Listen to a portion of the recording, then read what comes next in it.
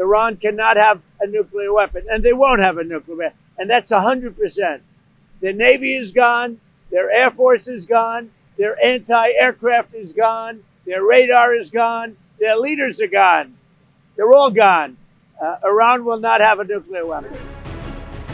Iran is now facing explosive speculation after reports claim Tehran may have conducted a secret nuclear test ahead of fears that war could restart at any moment. A powerful earthquake near Tehran has triggered fresh global rumors about possible underground nuclear activity inside Iran. The 4.6 magnitude midnight quake rocked Tehran, while social media platforms exploded with claims linking the tremor to a covert Iranian nuclear test.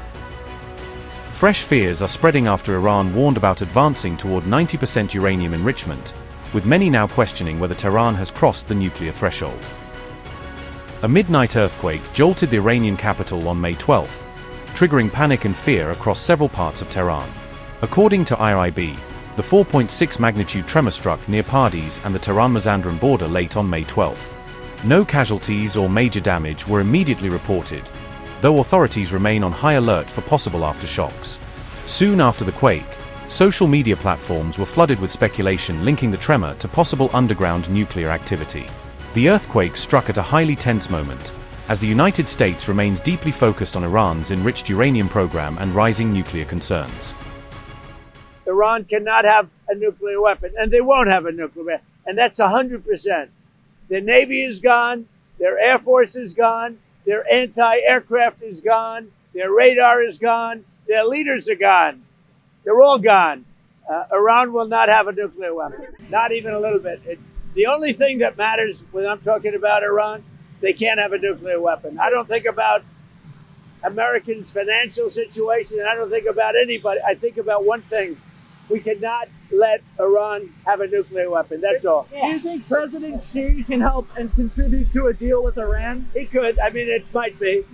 I don't think we need any help with Iran, to be honest with you. They're defeated militarily, and they'll either do the right thing or we'll finish the job. The most important thing by far is Iran cannot have a nuclear weapon. What about the pressure on Americans and prices right now? Every American understands Americans, how they're feeling about it. Every American, are you listening to me? Every American understands, and they just had a poll, like 85%, which is surprising. It's only that they understand that Iran cannot have a nuclear weapon. If Iran has a nuclear weapon, the whole world would be in trouble because they happen to be crazy. They're not going to have a nuclear weapon. Now, if the stock market goes up or down a little bit, the American people understand it. When it's over, you're going to have a massive drop in the price of oil, which a lot of people thought would be higher. And I mean, it was $99 yesterday, which is low, which is relatively low. When this war is over, oil is going to drop. The stock market's going to go through the roof. And truly, I think we're in the golden age right now. You're going to see a golden age like we've never seen before.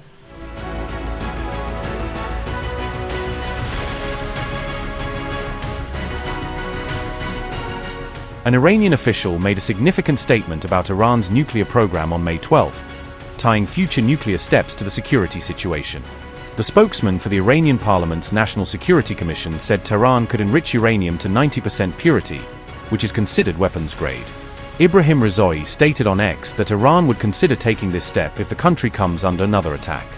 He wrote that one of Iran's options could be 90% enrichment and added that Parliament would review this option. In a separate comment, Iran's Parliament Speaker also declared that Tehran is ready to confront any aggression against the country.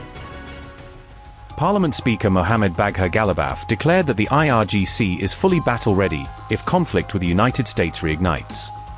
Ghalibaf warned that any miscalculation by Iran's enemies would carry serious consequences on the battlefield. Mohammad Bagher Ghalibaf said, and I quote, "Our armed forces are ready to deliver a well-deserved response to any aggression. Mistaken strategy and mistaken decisions will always lead to mistaken results. The whole world has already figured this out. We are prepared for all options. They will be surprised." Unquote. He also pointed to Iran's long-range missiles and drone arsenal, saying these capabilities were built through years of self-reliance.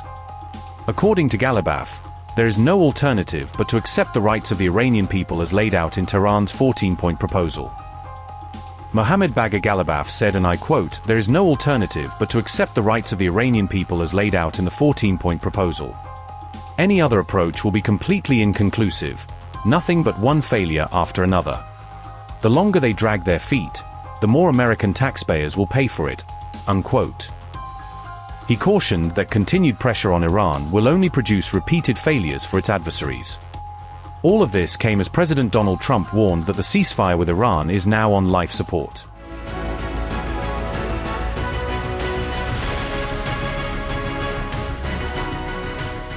Iran has reportedly ruled out a second round of talks with the US unless 5 trust-building conditions are met. Tehran has listed 5 conditions that it is calling the minimum guarantees needed to revive negotiations with Washington. Fast News Agency reported the conditions on May 12, citing what it described as an informed source. Fast News Agency citing a source said, and I quote, "Iran's conditions include ending the war on all fronts, especially Lebanon, lifting sanctions, releasing frozen Iranian assets, compensating for war damage and recognizing Iran's sovereignty rights over the Strait of Hormuz." Iran also informed Pakistani mediators that the continuation of the US naval blockade in the Arabian Sea and Gulf of Oman after the ceasefire has further reinforced Tehran's distrust toward negotiations with the United States. Unquote.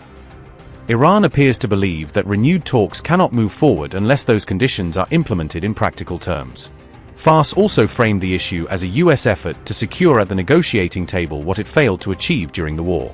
At the same time, Iran's government spokesperson said Tehran is choosing diplomacy while still keeping its finger on the trigger. Also, we are waiting with our finger on the trigger, God willing, for our negotiating atmosphere. Because our main outlook is toward lasting peace and, as stated by the martyred leader, we pursue diplomatic matters based on 3 principles: dignity, wisdom, and expediency. Therefore, the people should know that Iran's atmosphere is an atmosphere of firmness, construction, development, and trust.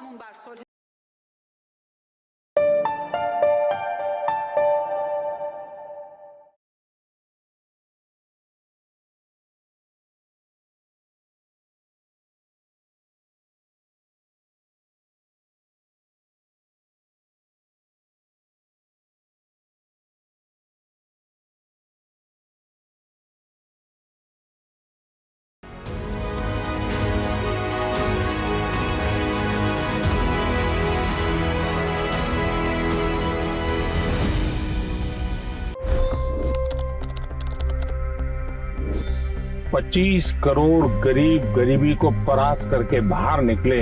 For the good of our nation, let's work together and let's truly make America great again. The fastest news breaks. Requested PM saying that we will have to speak to Putin and to Zelensky. The biggest news makers. The relationship with India is probably the most important bilateral relationship the US will have for the rest of this century. The capital delivered quite an election result today. Expert analysis. The million-dollar question today is how to stop this dance of death. Ground reports. I'm standing at the crossroad of the Kumbh Mela. Behind me are more than 100 entry ghats. Long-form interviews. Exclusionary politics is reflected in Manipur case as well. You don't bother because this is a small state. Deep dive into burning issues. It's often said DRC could be the richest country in the whole world. It's because of what sits underneath. Why exactly did the US topple the Sheikh Hasina government? HD videos. We don't just break news, we break it down.